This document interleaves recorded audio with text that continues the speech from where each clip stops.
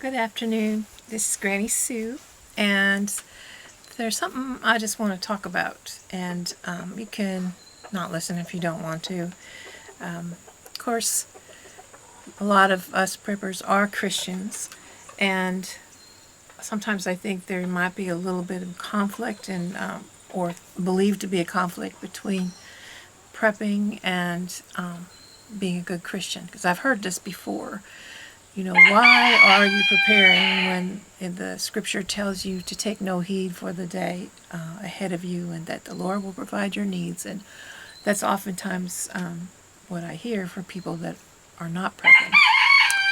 Well, a little bit of story here. I've been out of the Methodist Church for over 5 years now. Found that I didn't really fit in there anymore. There's been a lot of changes, more political in nature than Christian, and I just didn't really feel like I belonged in that church anymore. So gradually I just been kind of not going, and really haven't gone for many, many years at this point.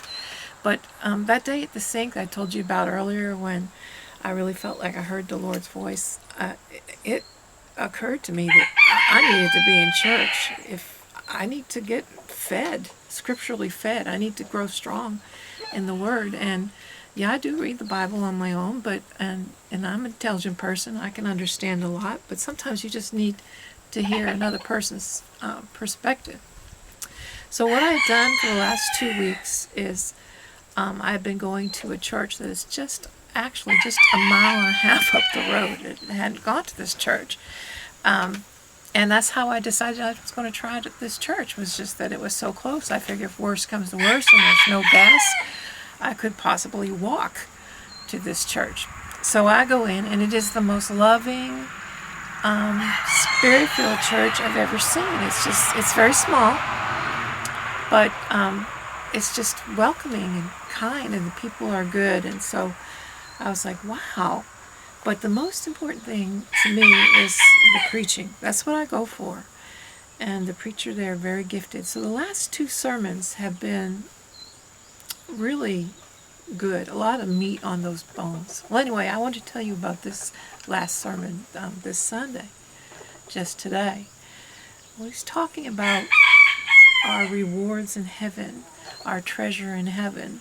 And he was using 1 Peter in the very beginning, in case you are familiar with the Bible. And he was talking about how we are inheritance, that then he jumped over to Revelation, and he was talking about how in the book of life in Revelation that we'll be rewarded according to our deeds. Of course, if you're saved, but some of us will be rewarded and for our deeds, and others maybe don't have that many deeds worth rewarding.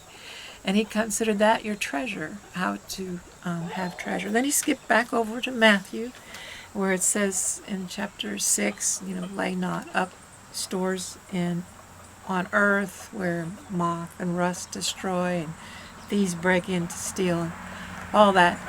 And that, again, that's the scripture that a lot of times people will argue against prepping. So I was kind of thinking about this. Of course, his purpose of bringing up this was to show the superiority of earning rewards in heaven, our inheritance in heaven. And he stated that there are things that you could do, and he cited scripture for all of them. Really is a fantastic preacher, and was talking about how if you give a cup of water to somebody who's thirsty, that is a reward. That if you show hospitality to a prophet, all of these things, or if you give money to missionaries, there's things like this, that if you're doing things, if you're bearing witness, which is what I of course was told to do, that it builds up your reward in heaven. So anyway, I left there and I was thinking again about this dilemma of, here we are, we're told not to worry about the future, and that our real treasure should be stored up in heaven. So not gold, not silver, not canned goods, not dry beans. Our real treasure is in heaven. But does that mean we shouldn't prep? And I was stewing over this, and I just still think No, we need to prep because that's just good common sense. We got to take care of our own. That we have to take care of our families. So we must do. It's just, I think when Jesus was talking about this, it wasn't saying not to take care of your families or get ready or be wise. It was just don't put all your emphasis on it. And I think I have been kind of guilty of putting more emphasis on prepping than I have on my spiritual treasure.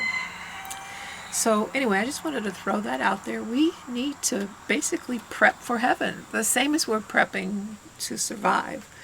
We also need to prep for heaven. So we need to be spending time in the Word. We need to be helping others that are in need. We need to visit the sick. We need to encourage people who are in missions or whatever it is. We need to be working to more, even more, on the heavenly preparedness, the spiritual preparedness than the actual physical, though we need to do both. So anyway, just thought that out there. Are you prepping for heaven? We're prepping for nuclear. I mean, Lord, the world is going crazy. We're prepping for a food shortage. We're prepping for a financial collapse. We're prepping for a drought. All these things that we're prepping for, and I'm not saying not to. I think you should. We're living in very dangerous times. But ultimately, again, I come back to my first question. What are we prepping for? I mean, is that all there is? Is just simply to prep for survival? And the answer is no. But the answer is that we also have another job to do, and that's to prep for heaven. God bless you all. You take care.